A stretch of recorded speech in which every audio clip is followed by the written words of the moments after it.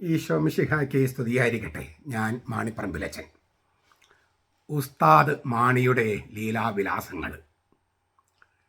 പണി വരുന്നുണ്ട് മാണിപ്പറമ്പ, സൂക്ഷിച്ചോ.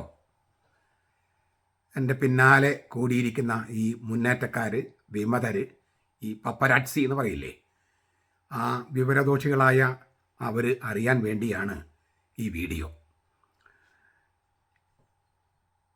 അരി എവിടെ, തുണി എവിടെ, പറയൂ പറയൂ നമ്പൂരി. EMSൻ്റെ കാലത്തുള്ളൊരു മുദ്രാവാക്യമാണിത്. ഇതുപോലൊരു നാറിയ ഭരണം കേരള മക്കൾ കണ്ടിട്ടില്ല. കരുണാകരൻ്റെ കാലത്ത് ഒരു മുദ്രാവാക്യമായിരുന്നു. അസത്യം കലർന്ന മുദ്രാവാക്യങ്ങളാണ്. അതിനേക്കാൾ എത്രയോ നാറിയ ഭരണം നാം കണ്ടുകൊണ്ടിരിക്കുന്നു. പക്ഷേ പല പരിവൃത്തി ഇതിങ്ങനെ മുദ്രാവാക്യം വിളിക്കുമ്പോൾ അവയിലെ അസത്യത്തിൻ്റെ അംശം വിസ്മരിക്കപ്പെടുകയും അത് സത്യമാണെന്ന് തോന്നിപ്പോവുകയും ചെയ്യും. ഒരു നുണ തന്നെ അങ്ങനെ പല പ്രാവശ്യം ആവർത്തിക്കുക. ഒരു മുദ്രാവാക്യം, അസത്യമായ മുദ്രാവാക്യം പല പ്രാവശ്യം ആവർത്തിക്കുക. അപ്പോൾ അസത്യത്തിൻ്റെ അംശം പതുക്കെ പതുക്കെ വിസ്മരിക്കപ്പെട്ട് സത്യമാണെന്നുള്ള തോന്നൽ വരും. അതിങ്ങനെ കുറേ പേര് ഒരുമിച്ച് കൂടി മുദ്രാവാക്യം വിളിക്കുമ്പോൾ അതൊരു വിഷം വമിക്കും. അതിൽ നിന്ന് വിഷം വ്യാപിക്കും. ഈ വിഷം കുറേ പേരുടെ ഇന്ദ്രിയങ്ങളെ തളർത്തും. തളർന്ന ഇന്ദ്രിയങ്ങൾക്ക് അസത്യത്തെ സത്യത്തിൽ നിന്ന് വേർതിരിച്ചറിയാൻ കഴിയില്ല. അവർ ഈ ഇന്ദ്രിയങ്ങൾ തളർന്നു പോയാൽ അസത്യത്തെ സത്യമായി സ്വീകരിക്കാൻ അവർ തയ്യാറാകും. ഇത് M. കൃഷ്ണൻ നായർ സാഹിത്യഭാര ഫലത്തിൽ കുറിച്ചതാണ്. എന്തിനാണ് ഞാൻ ഇവിടെ ഇത് സൂചിപ്പിച്ചത്?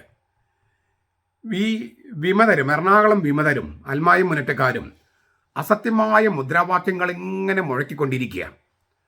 മാണിപ്പറമ്പനെ വിലക്കി പോളണ്ട് മെത്രാൻ. മാണിപ്പറമ്പനെ വിലക്കി പോളണ്ട് മെത്രാൻ. പോളണ്ട് മെത്രാൻ, അങ്ങനെ ഒരു മെത്രാൻ ഉണ്ടാവോ? ഞാൻ കണ്ടിട്ടില്ല. ഇന്ത്യ മെത്രാൻ ഒരു മെത്രാനുണ്ടോ? ഉണ്ടാവുമായിരിക്കും, എനിക്കറിഞ്ഞുകൂടാ. ഈ വിമതർക്ക് എന്നെക്കാൾ വിവരമുണ്ടല്ലോ.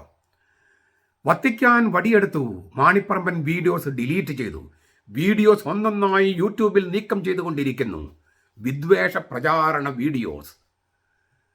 ഏത് വീഡിയോസാണ്, എവിടെയാണ് നീക്കം ചെയ്തതെന്ന് ഇതുവരെ എനിക്ക് മനസ്സിലായിട്ടില്ല.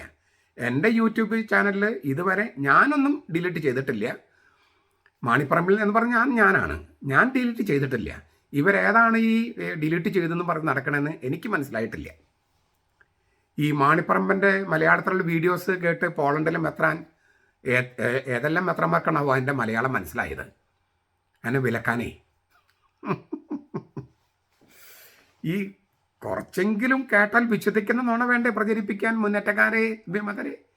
കുറച്ചെങ്കിലും കേട്ടാൽ വിശ്വസിക്കാൻ തോന്നുന്ന നുണ വേണ്ടേ പറയാൻ? കഷ്ടം.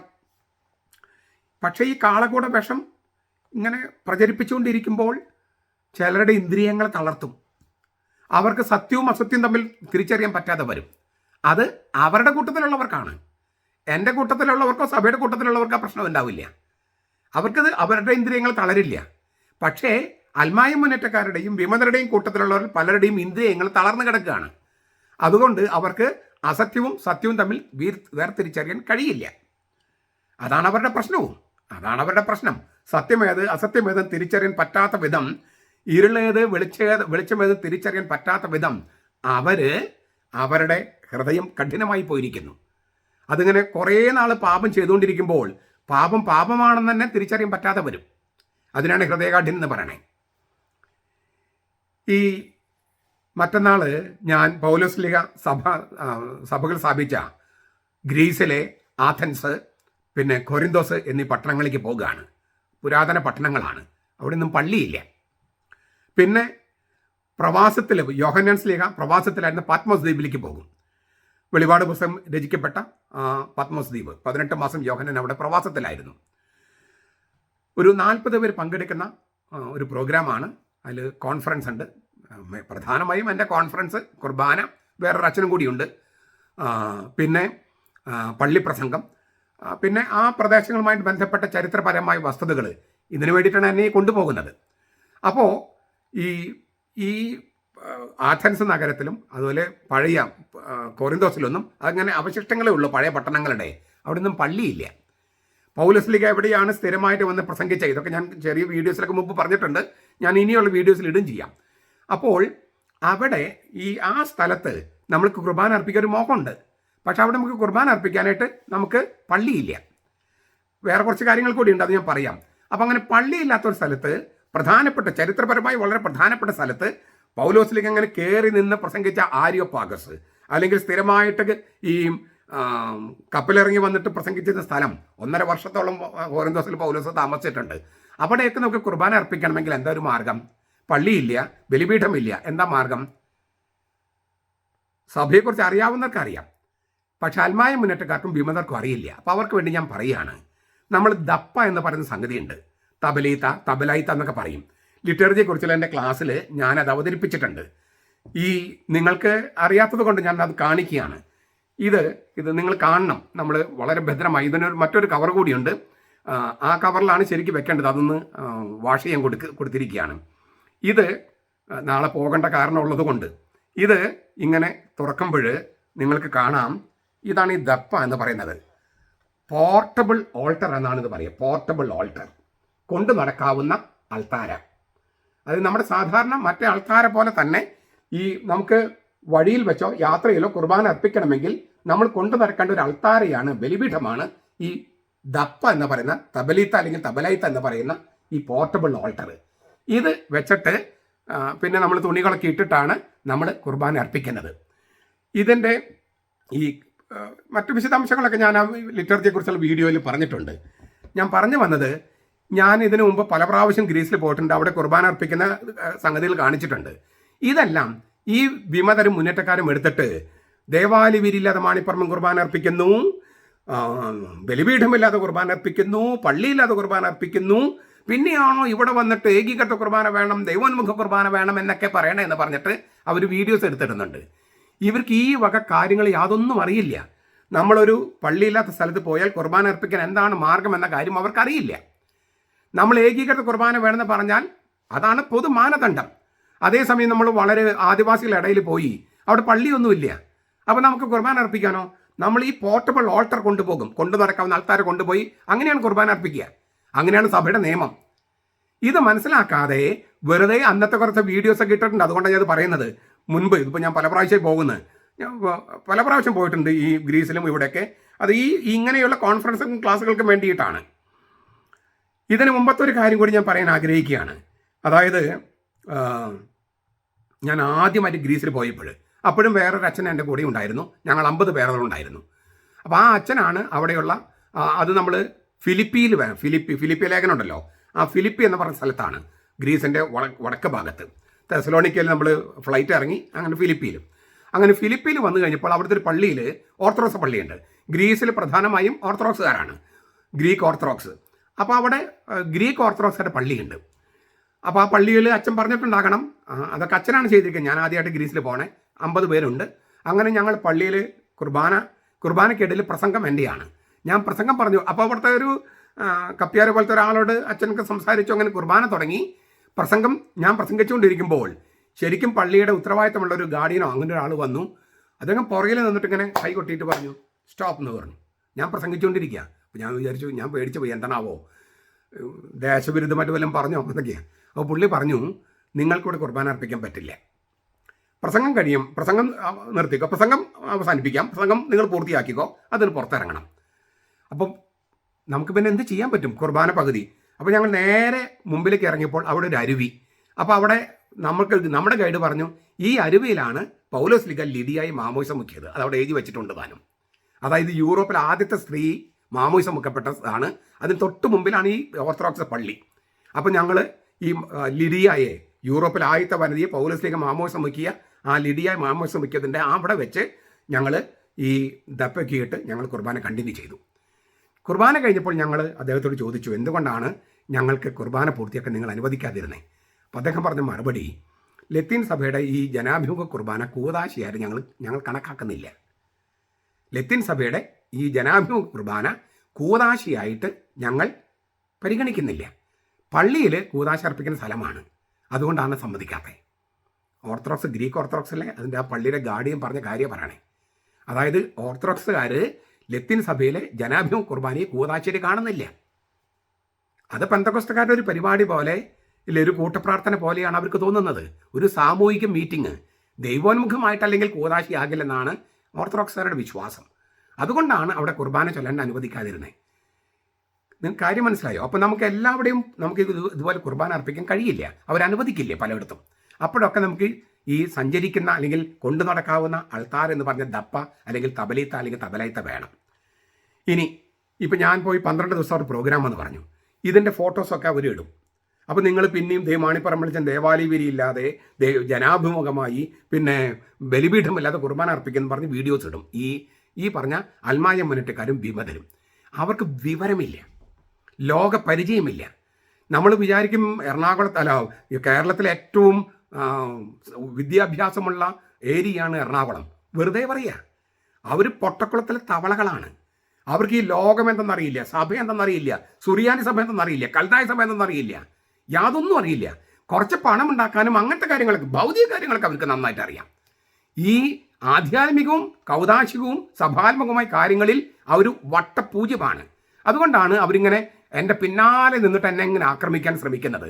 എന്നിട്ട് ഇത്തരം അറിവില്ലായ്മയിൽ നിന്നുള്ള ചില ഫോട്ടോസും വീഡിയോസൊക്കെ ഇങ്ങനെ എടുത്തിടുന്നത്. അപ്പോൾ നിങ്ങൾ ഈ എൻ്റെ സഭയോടൊപ്പം നിൽക്കുന്നവർ നിങ്ങൾ നിറഞ്ഞിരുന്ന കൊള്ളാം. കാരണം നിങ്ങൾക്കും ഈ വക കാര്യങ്ങളിൽ അറിവില്ലെങ്കിൽ ഒരുപക്ഷെ നിങ്ങളും അവരുടെ പ്രചാരണത്തിൽ വീണ് പോകാം, പെട്ടുപോകാം. ഈ എറണാകുളം എന്താണ് വോയിസ് ഓഫ് എറണാകുളം, കലയന്താനി കാഴ്ചകൾ, അങ്ങനെ അവർക്കൊന്നും ഇരിക്കപ്പുറതിയില്ല. പിന്നെ ഇപ്പം കുറേ വാട്സാപ്പ് ഗ്രൂപ്പുകൾ ഉണ്ടാക്കിയിട്ടുണ്ട്. എൻ്റെ അനുവാദം ഇല്ലാണ്ട് എന്നൊക്കെ ചേർത്തിരിക്കുക. എന്തിനെന്നറിയോ? ആ വാട്സാപ്പ് ഗ്രൂപ്പുകൾ മുഴുവൻ എന്നെ തെറി പറയാൻ വേണ്ടി ഉണ്ടാക്കിയിരിക്കുന്ന, എന്നെ തെറി പറയാൻ വേണ്ടി കുറേ വാട്സാപ്പ് ഗ്രൂപ്പുകൾ എൻ്റെ അനുവാദമില്ലാതെ അവരൊക്കെ ചേർത്തിരിക്കുക, എൻ്റെ പേര് ചേർത്തിരിക്കുക. ഞാൻ അതിനകത്ത് അവിടെ കിടക്കട്ടെ. ഈ പലരും എന്നോട് ചോദിക്കാൻ, അച്ഛന് ഈ തെറികൾ കേൾക്കുമ്പോൾ അച്ഛന് വിഷമമുണ്ടോയെന്ന്. എന്ത് വിഷമം? എന്ത് വിഷമം? സത്യമായ കാര്യം വിമർശനമാണെങ്കിൽ ഞാൻ ഉൾക്കൊള്ളും. അല്ലാത്തതൊക്കെ ഇത്തരം വൃത്തികേടുകൾ പറയുന്നത് നമ്മൾ എന്തിനു വിഷമിക്കണം? അവരുടെ സ്റ്റാൻഡേർഡ്, അവരുടെ മനസ്സ്, അവരുടെ ഈ മലീമസമായ മനസ്സ് വെളിപ്പെടുന്നതല്ലാതെ എന്നെ അത് ബാധിക്കുമോ? നിങ്ങൾക്ക് തോന്നുന്നുണ്ട് അങ്ങനെ എന്നെ ബാധിക്കുമെന്ന്? എന്നെ അടുത്തറിയാവുന്ന ആളുകൾക്ക് മനസ്സിലാകും. എല്ലാവർക്കും അറിയാം എന്നെ ബാധിക്കില്ല. അത് ഒരു രോമം പോലും ബാധിക്കില്ല. അത് പോട്ടെ.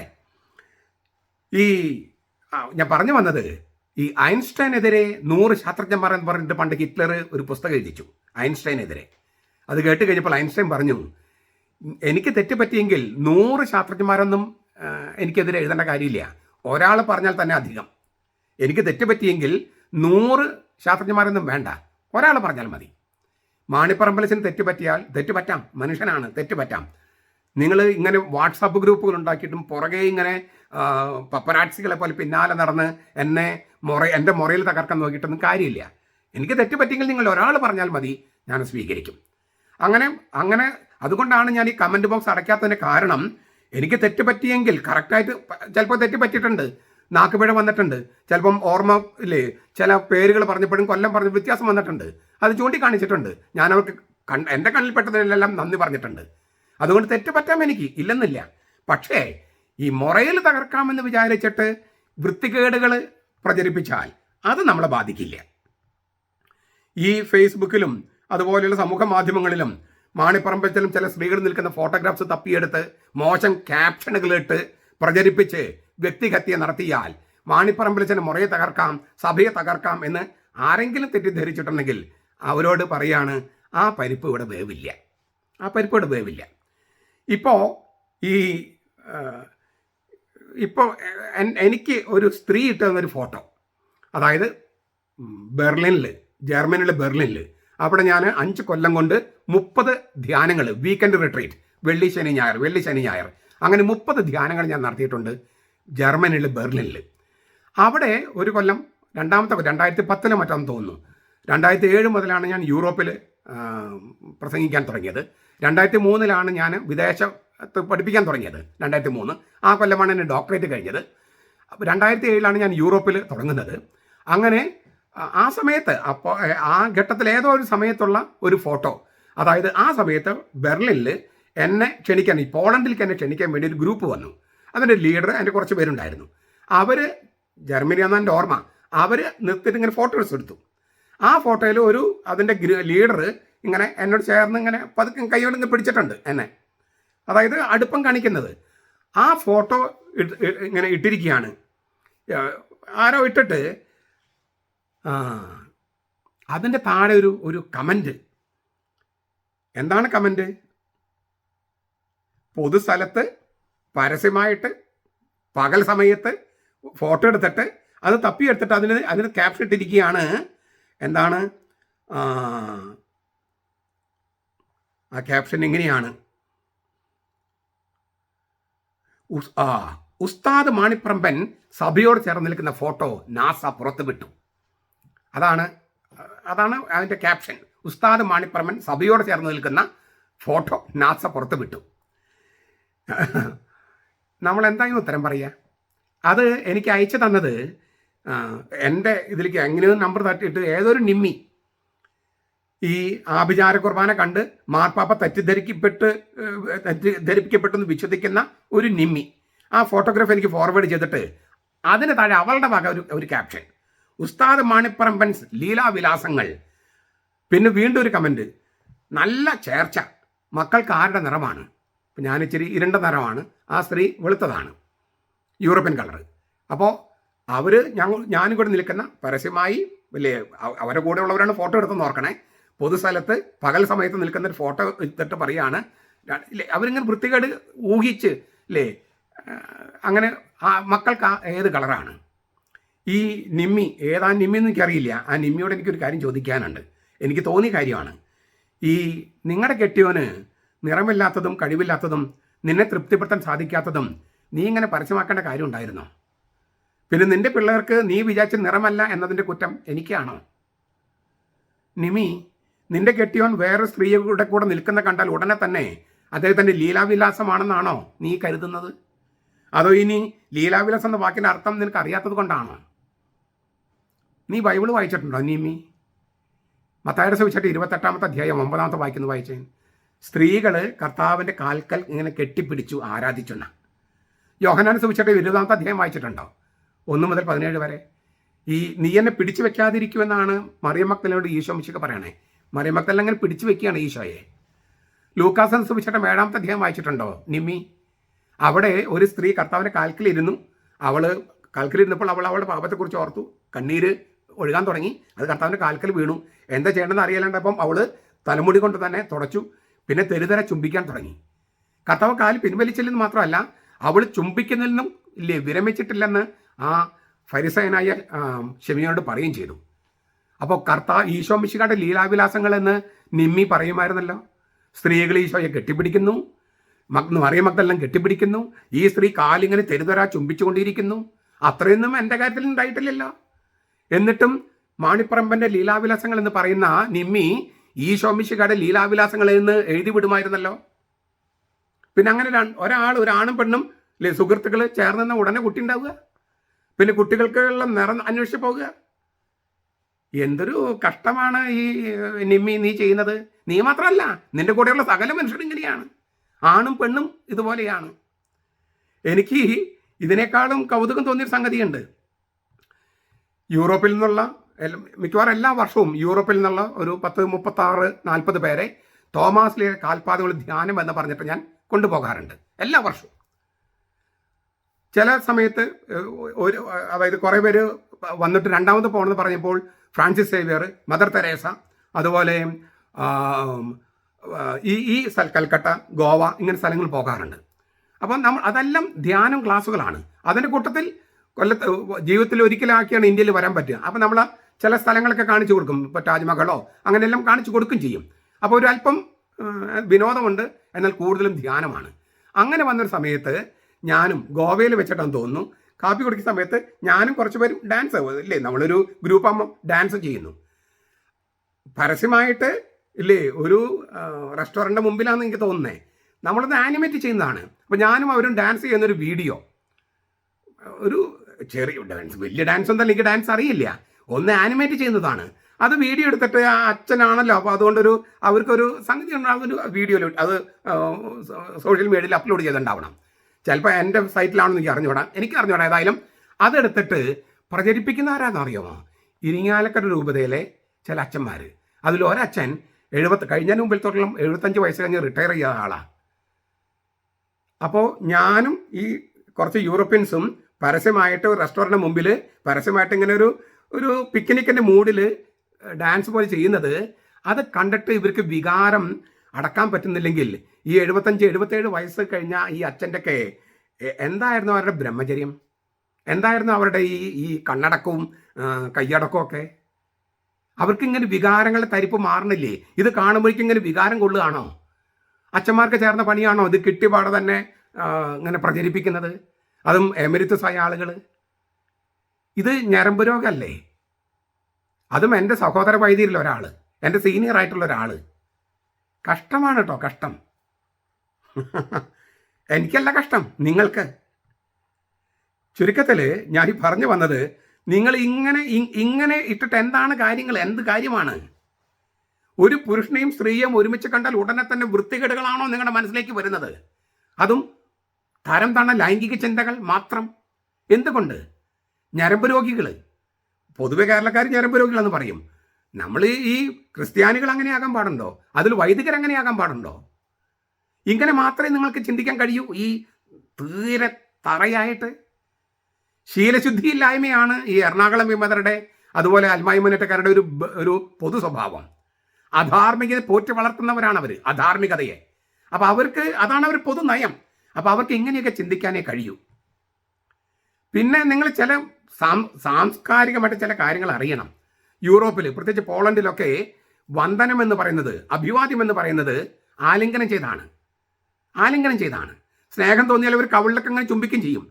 വളരെ സ്നേഹം തോന്നിയാൽ അവർ കെട്ടിപ്പിടിച്ച് അത് സ്നേഹം കാണിക്കും. അവർക്ക് യാതൊരു വൈക്ലഭ്യ കാര്യത്തിലില്ല. ഗാഠമായ ആലിംഗനം ചെയ്യും ചിലപ്പോൾ. അത് ഞാനിപ്പം എത്ര വർഷമായി ഇവിടെ, അപ്പോൾ നമുക്ക് ഒരുപാട് സുഹൃത്തുക്കളുണ്ട്. അപ്പോൾ അവരുടെ സ്നേഹം അവർ പ്രകടിപ്പിക്കും. പക്ഷേ രഹസ്യത്തിൽ സൂത്രത്തിലൊന്നും ചെയ്യില്ല. രണ്ടുപേര് മാത്രമുള്ളപ്പോൾ അത് ചെയ്യില്ല. ഞാൻ ക്രാക്കോയിൽ ഒരു ധ്യാനത്തിന് പോയപ്പം ഇൻഡോർ സ്റ്റേഡിയത്തിലാണ് എൻ്റെ ധ്യാനം സംഘടിപ്പിക്കണേ.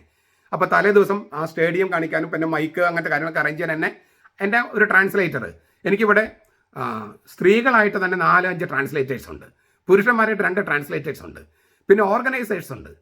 അവരെല്ലാം ആയിട്ടാണ് ഞാൻ പോകുന്നത്. അപ്പോൾ എൻ്റെ കൂടെ സ്ത്രീകളും പുരുഷന്മാരൊക്കെ ഉണ്ടാവും. അപ്പോൾ അവർ മറ്റു കാര്യങ്ങൾ ചെയ്യാൻ വേണ്ടി കുറച്ച് ഓർഗനൈസേഴ്സ് പോയി.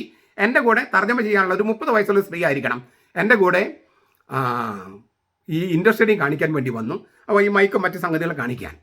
അപ്പോൾ അവർ മുൻപും പല പ്രാവശ്യം എൻ്റെ പ്രസംഗങ്ങൾ തർജ്ജമ ചെയ്തിട്ടുണ്ട്. അവർ ഭയങ്കര എൻ്റെ ഒരു ഫാനാണ്. അങ്ങനെ അവിടെയെല്ലാം കാണിച്ചുകൊണ്ടിരിക്കുമ്പോൾ അവർ പറഞ്ഞൊരു വാക്ക് ഞാൻ പറയുകയാണ്, അച്ഛോ എനിക്ക് അച്ഛനോട് ഭയങ്കര ഇഷ്ടമാണ്, ശരിക്കും പറഞ്ഞാൽ അച്ഛനെ കെട്ടിപ്പിടിച്ച് ഒന്ന് ഉമ്മൻ തരണമെന്നുണ്ട്. പക്ഷെ ഇവിടെ ആരും ഇല്ലാണ്ടായിപ്പോയി. അതായത് രഹസ്യത്തിൽ രണ്ടുപേർ തനിച്ചായിരിക്കുമ്പോൾ ചെയ്യേണ്ട കാര്യമല്ല അത്. കാരണം ഇത് സൗഹൃദത്തിൻ്റെ ലക്ഷണമാണ്.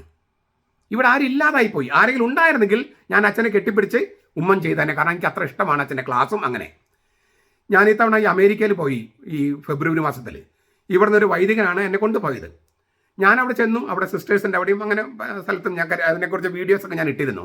ഈ കത്തോലിക്ക കരിസ്മാറ്റിക് പ്രസ്ഥാനം തുടങ്ങിയ സ്ഥലത്തൊക്കെ ഞാൻ പോയത്. അവിടെ ചെന്നപ്പോൾ അപ്പോൾ ഞാൻ മാത്രമാണല്ലോ ഇച്ചിരി ഇരുണ്ട നിറം, ബാക്കിയുള്ളവരൊക്കെ വെളുത്തവരാണ്. അപ്പോൾ അവർ പറഞ്ഞു, ഓ ഇതാണല്ലേ മാണിപ്പറമ്പിലച്ഛൻ, അച്ഛനെക്കുറിച്ച് ഒരുപാട് കേട്ടിരിക്കുന്നു.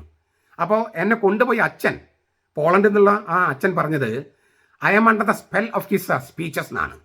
എൻ്റെ പ്രസംഗങ്ങളിൽ അദ്ദേഹത്തിൽ ആവേശിച്ചിരിക്കുന്നതാണ്. അതുകൊണ്ടാണ് അദ്ദേഹം പണമെടുത്ത് അദ്ദേഹം തന്നെ എല്ലാം ചെരുപ്പെടുത്തി എന്നെ കൊണ്ടുപോയത്. അവിടെ എനിക്കൊരു 10 പൈസ ചിലവില്ല. പിന്നെ എന്തിനെന്നെ കൊണ്ടുപോകണേ? എൻ്റെ പ്രസംഗങ്ങൾ കേട്ടിട്ട് അതല്ലേ ബൈബിളിനെ കുറിച്ചുള്ള വ്യാഖ്യാനം കേട്ട് അത് ആവേശിച്ചിരിക്കുകയാണ് അച്ഛനെന്നാണ് അച്ഛൻ പറഞ്ഞത്. അമേരിക്കയിൽ ഞാൻ ആദ്യമായിട്ടാണ് പോകുന്നത്. അവിടെ ചെന്നപ്പോൾ പറയാണ്, ഓ ഞങ്ങൾ അച്ഛനെ കുറിച്ച് ഒരുപാട് കേട്ടിരിക്കുന്നു, ഇതാണല്ലേ മാണിപ്പറമ്പിലച്ഛൻ. ഈ ജൂലൈ മാസം ആദ്യത്തിൽ ഞാൻ ഇറ്റലി പോയിരിക്കുകയായിരുന്നു. ഇപ്പോൾ ഈ ഒരു 1.5 ആഴ്ച മുമ്പ്. അതിനു മുമ്പ് ഒരു മെയ് മാസത്തിലും ഞാൻ ഇറ്റലിയിൽ പ്രോഗ്രാം ഉണ്ടായിരുന്നു. ഓസ്ട്രിയ, ഇറ്റലിയിലൊക്കെ പ്രോഗ്രാം ഉണ്ടായിരുന്നു. അപ്പോൾ ആ സമയത്ത് ഇറ്റലിയുടെ റോമിൽ ചെന്നപ്പോൾ അപ്പോൾ എൻ്റെ ഗ്രൂപ്പിൻ്റെ കൂടെ എനിക്കൊന്ന് 39 പേരാണ്.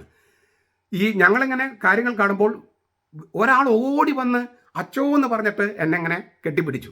അപ്പോൾ എന്നെ കൊണ്ടുപോയ വികാരിയച്ഛനും എൻ്റെ കൂടെയുള്ളവരും പറഞ്ഞു, ആഹാ അച്ഛനൊരു സെലിബ്രിറ്റി ആണല്ലോ. റോമ എന്ന് പറഞ്ഞ നഗരത്തിൽ പോലും അച്ഛന് ആരാധകരുണ്ട്. ആരാധകർ എന്ന് പറഞ്ഞാൽ ഫാൻ എന്ന അർത്ഥത്തിലാണ് ഞാൻ പറഞ്ഞു വന്നത്. അങ്ങനെയൊക്കെ നമ്മൾ പോകുമ്പോൾ അതൊക്കെ അവർ ഫോട്ടോ എടുക്കും. ഞാൻ എന്നെക്കുറിച്ച് തന്നെ പറയുന്നതിൽ ക്ഷമിക്കണം, പക്ഷെ ചെറിയൊരു സെലിബ്രിറ്റിയാണ് ഞാൻ, ചെറിയ സെലിബ്രിറ്റിയാണ്. അപ്പോൾ അങ്ങനെ വരുമ്പോൾ നമ്മുടെ കൂടെ ഫോട്ടോ എടുക്കാനും ഇങ്ങനെയൊക്കെ ഉണ്ടാകും. അതിൻ്റെയൊക്കെ ഫോട്ടോസ് അവർ ചിലപ്പം അവരുടെ ഫേസ്ബുക്കിൽ പേജിലിടാം, ചിലപ്പോൾ എൻ്റെ ഫേസ്ബുക്കിൽ പേജിൽ വരാം. ഇതൊക്കെ സ്വാഭാവികമായ സംഗതിയാണ്. ഇത് മറ്റൊരു സംസ്കൃതിയുടെ ഭാഗമാണ്. നമ്മുടെ നാട്ടിൽ അവസ്ഥ എന്ന് പറയുന്നതിന് പകരം ഇവിടെ ചെയ്യുന്ന രീതിയാണ്. അതിനെല്ലാം ഈ തെറ്റായ ചിന്തയിലൂടെ മോശമായി കണ്ട് അതെല്ലാം ഇങ്ങനെ പ്രചരിപ്പിക്കുന്നത് എത്ര തരം താണ പരിപാടിയാണ്, എത്ര തരം താണ പരിപാടി. അതുപോലെ തന്നെ ഒരു കഴിഞ്ഞ മാസം ജൂൺ മാസത്തിൽ ഞാൻ ഫ്രാൻസിൽ ലൂർദിലായിരുന്നു. അവിടെ ലൂർദിൽ എൻ്റെ കൂടെ അപ്പോഴും ആൾക്കാരുണ്ട്. ഒരു ഇന്ത്യക്കാരൻ വൈദികൻ വളരെ ദൂരെ നിന്ന് ഓടി വന്ന് ഷെയ്ഖൻ്റെ എന്നിട്ട് പറഞ്ഞു, അദ്ദേഹത്തിൻ്റെ പേര് പറഞ്ഞു, അതുകൊണ്ട് പറഞ്ഞു മാണിപ്പറമ്പലച്ചനാണ് അല്ലേ, മാണിപ്പറമ്പലച്ചനാണ്, ഞാൻ അച്ഛൻ വീഡിയോസ് കാണുന്ന ആളെന്നൊക്കെ പറഞ്ഞാൽ പുള്ളി പരിചയപ്പെടുത്തി. അപ്പോഴും എൻ്റെ കൂടെയുള്ളവർക്ക് അത്ഭുതമായി. ഈ ഫ്രാൻസ് ലൂർദിലൊക്കെ ലക്ഷക്കണക്കിന് ആളുകളാണ് വരുന്നത്. അവിടെയും എന്നെ തിരിച്ചറിയാൻ ചില ആളുകളൊക്കെ ഉണ്ടല്ലോ. അതൊരു ചെറിയ കാര്യമല്ല. ഞാൻ പറഞ്ഞു എന്നെ പുകഴ്ത്താന്ന് വിചാരിക്കരുത്. അപ്പം അങ്ങനെയുള്ള ഒരാൾ, പിന്നെ എനിക്കിവിടുത്തെ ഭാഷകളൊന്നും തന്നെ കാര്യമായിട്ട് അറിയില്ല. അത്യാവശ്യം കുർബാന ചൊല്ലാനൊക്കെ അറിയാം. പക്ഷെ അപ്പം നമ്മുടെ ഈ മംഗ്ലീഷ് എന്ന് പറയുന്നത് നമ്മുടെ സ്റ്റാൻഡേർഡ് ഇല്ലാത്തൊരു ഇംഗ്ലീഷാണ്. അതൊക്കെ നമ്മളങ്ങനെ ശീലിച്ചു പോയി. നമുക്ക് ബ്രിട്ടീഷ് ആക്സൻറ്റോ അമേരിക്കൻ ആക്സൻറ്റോ ഒന്നും ഇല്ലാത്ത ഒരു ഇംഗ്ലീഷ് ആക്സൻ്റ് ഉള്ള, അതും നമ്മളത്ര സ്ഥിരമായിട്ട് ഇംഗ്ലീഷ് പറയുന്നവരല്ലല്ലോ. ആ ഇംഗ്ലീഷ് ഭാഷയിൽ അത്ര ഹൈ അല്ലാത്തൊരു ഇംഗ്ലീഷ് ഭാഷയിൽ നമ്മുടെ ക്ലാസ്സുകൾ കേൾക്കാനായിട്ട് വരികയും സ്ഥിരമായിട്ട് അവരിങ്ങനെ ഇങ്ങനെ ക്ഷണിച്ച് കൊണ്ടുവരുന്നുണ്ടെങ്കിൽ അപ്പം അതിനകത്ത് എന്തെങ്കിലും ഒരു കാമ്പുണ്ടാകുമല്ലോ, എന്തെങ്കിലും ഒരു കാമ്പുണ്ടാകുമല്ലോ. നിങ്ങൾ എൻ്റെ പുസ്തകങ്ങളൊക്കെ ഒന്ന് വായിച്ച് നോക്കൂ, അതിനകത്ത് കാമ്പുണ്ടോ ഇല്ലെന്ന് അറിയാം. നിങ്ങൾ പുസ്തകങ്ങളൊക്കെ വായിക്കാതെ മാണിപ്പറമ്പലച്ചനുമായിട്ട് സംവാദത്തിന് തയ്യാറാണോ എന്നൊക്കെ ചോദിച്ചു വരുന്നുണ്ട്. ഞാൻ സംവാദത്തിന് തയ്യാറാണ്, പരസ്യമായി സംവാദത്തിന് തയ്യാറാണ്. ഒറ്റ വ്യവസ്ഥ, ഞാൻ 105 പുസ്തകങ്ങൾ എഴുതിയിട്ടുണ്ട്. ആ പുസ്തകങ്ങളൊക്കെ ഒന്ന് വായിച്ചിട്ട് ഒരു പ്രാവശ്യം വായിച്ചിട്ട് വേണം വരാൻ. ഞാൻ എഴുതിയത് എന്തെന്നറിയാതെ എന്നോട് സംവാദത്തിന് വരുന്നത് ശരിയല്ലല്ലോ. മുഖ്യമന്ത്രി ഇൻ്റർവ്യൂ ചെയ്യാൻ പോകുമ്പോൾ മുഖ്യമന്ത്രി എന്തൊക്കെ ചെയ്യുന്നാൽ ചെറിയൊരു അറിവെങ്കിലും ഉണ്ടാവണ്ടേ. 105 പുസ്തകങ്ങൾ ഞാൻ എഴുതിയിട്ടുണ്ട്. അതിൽ ഇംഗ്ലീഷും ഒക്കെ പോട്ടെ, ഇംഗ്ലീഷും ജർമ്മനും പോളിഷൊക്കെ പോകട്ടെ. മലയാളത്തിൽ ഞാൻ എഴുതിയ പുസ്തകങ്ങൾ അതൊന്ന് വായിച്ചിട്ട്, അത് വായിച്ച് ആരാണ് എല്ലാം വായിച്ചിരിക്കുന്നത് അവരുമായിട്ട് സംവാദത്തിന് ഞാൻ തയ്യാറാണ്. വിമതരോ മുന്നേറ്റക്കാരോ ആരായാലും എനിക്ക് വിരോധമില്ല. പക്ഷെ എൻ്റെ പുസ്തകങ്ങൾ വായിക്കാതെ ഞാനുമായിട്ട് സംവാദത്തിന് വരുന്നത് മര്യാദയല്ലല്ലോ, മര്യാദയല്ല. അപ്പോൾ അത് ഞാൻ വെല്ലുവിളി ഏറ്റെടുക്കുന്നു. ഈ വോയിസ് ഓഫ് എറണാകുളത്തിനോ കലയന്താനിക്കോ മറ്റേ നിമ്മിക്കോ ആർക്ക് വേണമെങ്കിലും തപ്പാം. തപ്പിയാൽ ഇതിലുള്ളതോ ഇതിനേക്കാൾ മെച്ചപ്പെട്ടതായ ഫോട്ടോഗ്രാഫ്സ് കിട്ടും. പിന്നെ ഇപ്പം AI ടൂള്, ഡീപ്പ് ഫേക്ക്, ഇങ്ങനെ കുറേ സംഗതികളുണ്ട്. നിങ്ങൾക്ക് അതൊക്കെ വെച്ചിട്ടും വേണമെങ്കിൽ ഈ മാണിപ്പറമ്പലച്ചനെയോ ലോകത്തുള്ള ഏറ്റവും സുന്ദരിമാരെയൊക്കെ വെച്ചിട്ട് വേണമെങ്കിൽ വീഡിയോസ് ഉണ്ടാക്കാം. നിങ്ങൾ ടാർഗറ്റ് ചെയ്യൂ, പരമാവധി വ്യക്തിഹത്യ നടത്താൻ നോക്കൂ. അത്രയും നിങ്ങൾ താന്നു പോകും എന്നല്ലാതെ ഞാൻ താന്നു പോകില്ല. അപ്പോഴും ഞാൻ ഇരിക്കുന്ന തട്ട് താഴ്ന്നു തന്നെ ഇരിക്കും. പിന്നെ എന്തിനാണ് നിങ്ങൾക്ക് എന്നോട് ഇത്ര വെറുപ്പ്? സഭയുടെ കുർബാന ചൊല്ലണം എന്ന് ഞാൻ പറഞ്ഞതിനോ? മാർപ്പാപ്പ അംഗീകരിച്ച് കുർബാന ചൊല്ലണം എന്ന് പറഞ്ഞതിനോ? മെത്രാൻസിനോട് അംഗീകരിച്ച് കുർബാന ചൊല്ലണം എന്ന് പറഞ്ഞതിനോ? ഇതിപ്പോൾ നിങ്ങൾ ചൊല്ലി തുടങ്ങേണ്ടി വന്നില്ലേ? അപ്പോൾ ഞാൻ പറഞ്ഞതല്ലേ ശരി? നിങ്ങളിപ്പോൾ കുറച്ചെങ്കിലും ചൊല്ലി തുടങ്ങേണ്ടി വന്നില്ലേ? അപ്പോൾ മാണിപ്പറമ്പലച്ചനാണ് 100% ശരി, നിങ്ങളാണ് 100% തെറ്റ്. ആ തെറ്റ് നിങ്ങൾക്ക് അംഗീകരിക്കുന്നതിന് പകരം എന്നെ ടാർഗറ്റ് ചെയ്യുന്നു, അത്രയേ ഉള്ളൂ. മാർപ്പാപ്പയെ അനുസരിക്കണമെന്ന് പറഞ്ഞതിനാണ് നിങ്ങൾ എന്നെ ഈ കല്ലെറിയുന്നത്. അത് ഞാൻ അങ്ങ് ആസ്വദിക്കും. പിന്നെ ഇങ്ങനെ വ്യക്തിഗത ചെയ്താൽ ഞാൻ സഭയ്ക്ക് വേണ്ടിയുള്ള പോരാട്ടം അവസാനിപ്പിക്കുമെന്ന് നിങ്ങൾക്ക് തോന്നുന്നുണ്ടോ? ഞാൻ പറഞ്ഞ ആശയങ്ങൾ കൊണ്ട് ഖണ്ഡിക്കൂ. അതിന് കഴിയുന്നില്ലെങ്കിൽ നിങ്ങൾക്ക് നിങ്ങളുടെ വ്യക്തിഗത തുടരാം. ഇതിനൊക്കെ ഞാൻ മറുപടി കൊടുക്കണോ? ഇത്രമാത്രം തരം താഴണോ എന്നൊക്കെ എന്നെ സ്നേഹിക്കുന്നവർ വിചാരിക്കുന്നുണ്ടാകും. അവർ തറയല്ലേ, അതെല്ലാം അവഗണിക്കുകയല്ലേ നല്ലത്? ആയിരിക്കാം. എങ്കിലും എറണാകുളം വിമതർ എത്ര തറയാണെന്നും അവരെ കൂടെ നിൽക്കുന്നവർ എത്ര നിലവാരമില്ലാത്തവരാണെന്നും നമുക്ക് വ്യക്തമാക്കണ്ടേ? അത് വ്യക്തമാക്കേണ്ടത് ആവശ്യമല്ലേ? മാത്രമല്ല, ഇവർ വ്യക്തിഹത്യ നടത്തിയും ബ്ലാക്ക്മെയിൽ ചെയ്തുമാണ് ആളുകളുടെ വീര്യം കെടുത്താനായിട്ട് ശ്രമിക്കുന്നത് അല്ലേ? ഇവരുടെ ബ്ലാക്ക് മെയിലിംഗ് എന്ന് പറഞ്ഞാൽ ഈ സൈബർ ആക്രമണം, അത് പേടിച്ചിട്ടല്ലേ പലരും രംഗത്ത് വരാത്തത്. ആ പരിപ്പ് എൻ്റെ അടുത്ത് വേവില്ല എന്നൊന്ന് ബോധ്യപ്പെടുത്തണ്ടേ? അതൊന്ന് അവരെ അറിയിക്കണ്ടേ? മാത്രമല്ല, എനിക്ക് ആവശ്യമെങ്കിൽ സൈബർ സെല്ലിൽ കൊടുക്കാൻ ഇഷ്ടം പോലെ വകുപ്പുകളുണ്ട്. ഞാൻ വേണ്ടെന്ന് വെച്ചിട്ടാണ്. സമയമാകട്ടെ. ചുരുക്കത്തിൽ ഇത്തരം തരം താണ വ്യക്തിഹത്യകൾ നടത്താതെ ഞാൻ പറഞ്ഞ ആശയത്തോണ്ട് ഖണ്ഡിക്കാൻ നോക്കുക. പിന്നെ ഇവിടെ ആശയത്തെ ഖണ്ഡിക്കേണ്ട ഒരു പ്രശ്നം വരുന്നില്ല. എറണാകുളത്ത് ഞാൻ പറഞ്ഞത് മാർപ്പാപ്പ അംഗീകരിച്ച കുർബാന, ഏകീകൃത കുർബാന ചൊല്ലണം. അതാണ് എൻ്റെ നിലപാട്. നിങ്ങൾ ചൊല്ലി തുടങ്ങിയല്ലോ. അതായത് നിങ്ങൾ ഞാൻ പറഞ്ഞ വഴിക്ക് വന്നുകൊണ്ടിരിക്കുന്നു. ഞാൻ ഫ്രാൻസിസ് മാർപ്പാപ്പയുടെ ശവകൂടത്തിന് മുമ്പിൽ വെച്ച് രക്തപ്രതിജ്ഞ ഞാൻ പറഞ്ഞിരുന്നു. തുടക്കത്തിലേ ഞാൻ പറഞ്ഞിരുന്നു, എറണാകുളം വിമത വൈദികരെ കൊണ്ട് ഏകീകൃത കുർബാന അർപ്പിച്ചേ ഞാൻ അടങ്ങുമെന്ന്. അത് തന്നെയാണ് രക്തപ്രതിജ്ഞയിൽ ഞാൻ ചെയ്തത്. ഇപ്പം നിങ്ങൾ ഒരു കുർബാനെങ്കിൽ ഒരു കുർബാന ഈ മാർപ്പാപ്പ പറഞ്ഞ കുർബാന ചൊല്ലാൻ തുടങ്ങിയല്ലോ. അപ്പം എൻ്റെ രക്തപ്രതിജ്ഞയും എൻ്റെ വ്രതം അതായത് എറണാകുളത്തെ വിമത വൈദികരെ കൊണ്ട് ഏകീകൃത കുർബാന ചൊല്ലിച്ചേ ഞാൻ അടങ്ങും എന്നെൻ്റെ വ്രതം, ആ വ്രതം നിവൃത്തിയായിക്കൊണ്ടിരിക്കുകയല്ലേ, പൂർത്തിയായിക്കൊണ്ടിരിക്കുകയല്ലേ. അപ്പോൾ നിങ്ങൾക്ക് എന്നെ അറ്റാക്ക് ചെയ്യുന്നത് ശക്തി കൂട്ടാം. കാരണം നിങ്ങൾ തോറ്റ് തുന്നം പാടി പാളിസായി കിടക്കുകയാണ്. അപ്പോൾ നിങ്ങൾക്ക് എന്നോട് പകയുണ്ടാകാം, കൊല്ലാനുള്ള ദേഷ്യമുണ്ടാകാം. എൻ്റെ സ്റ്റാഫിനെ ഭീഷണിപ്പെടുത്തിയിട്ട് കാര്യമൊന്നുമില്ല. നിങ്ങൾ ഇനിയും എന്നെ വ്യക്തിഗത നടത്തൂ. അപ്പോൾ എനിക്ക് കൂടുതൽ ശക്തി കിട്ടും. കാരണം ഞാൻ കർത്താവിൻ്റെ പക്ഷത്താണെന്നുള്ളതിൻ്റെ ഏറ്റവും വലിയ തെളിവായിരിക്കും അത്. നിങ്ങൾ എന്നെ ക്രൂശിക്കുമ്പോൾ ഞാൻ കർത്താവിൻ്റെ ക്രൂശിനോട് ബന്ധിക്കപ്പെടുകയാണ്. അപ്പോൾ എൻ്റെ തേജസ്സും അതുപോലെ തന്നെ വലുതായിരിക്കും. അപ്പം അതുകൊണ്ട് നിങ്ങളുടെ ഈ ആക്രമണം കണ്ട് ഭയപ്പെട്ടു പോകുന്ന ഒരാളാണ് ഞാൻ എന്ന് നിങ്ങൾ കരുതിയെങ്കിൽ നിങ്ങൾക്ക് തെറ്റുപറ്റി എന്ന് പറയാനാണ് ഞാൻ ഉദ്ദേശിക്കുന്നത്. നമ്മുടെ കർത്താവ് ഈശോ മിശിഹായുടെ കൃപയും പിതാവായ ദൈവത്തിൻ്റെ സ്നേഹവും പരിശുദ്ധാത്മാവിൻ്റെ സഹവാസവും നാം എല്ലാവരോടും കൂടി ഉണ്ടായിരിക്കട്ടെ, ഇപ്പോഴും എപ്പോഴും എന്നേക്കും. ആമേൻ.